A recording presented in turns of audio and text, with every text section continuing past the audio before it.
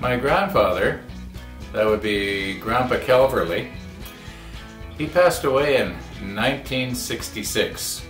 I was only an older teenager at that time. I think I was about almost 20.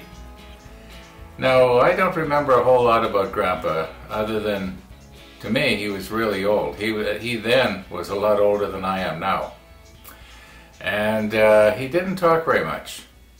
He was a rather quiet person. At least he was when I knew him. He might have been a noisy guy when he was a teenager, who knows. Anyway, one of the things that Grandpa used to do is he didn't talk a lot unless he had something really important to say. Like, he didn't joke around and stuff like that. But one of the things I do remember Grandpa saying more than once, because I remember it, he used to say, "When in doubt, do nothing." Well, I've been basically doing nothing all morning because I was in doubt. Now, what I was in doubt about was, how am I going to cut the slots for the teeth in these pieces? And originally I had thought, well, I'll do each one of these 30-degree segments individually.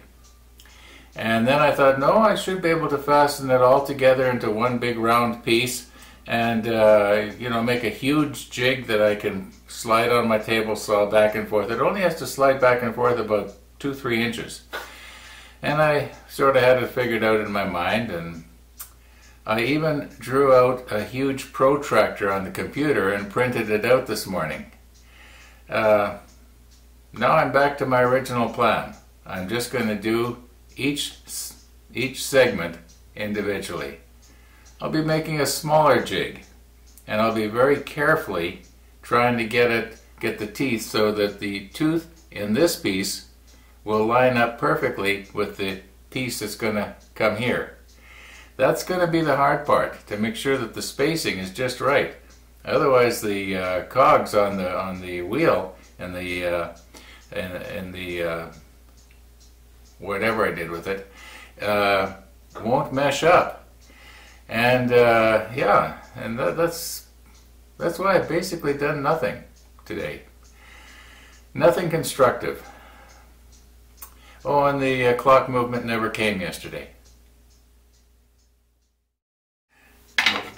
You know how sometimes you have a word on the tip of your tongue and you just can't think of it, but you can almost think of it? Well, that's sort of the way I feel right now with this.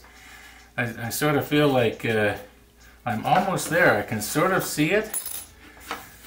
Okay, so you remember this is our radius from before. So we need the radius like that. Now, I drilled these out here. I got lots of these, by the way. A friend of mine gave me a whole bunch of them. And how would it be, if I keep the radius the same, and I was to go like this, and have it somehow go on the outside of this. The radius should still be the same here. Yeah, and then it would slide across the blade, move it over, slide it, move it over, slide it, and the pivot point would always be down there. Yeah. Well, that's my thinking right now anyway.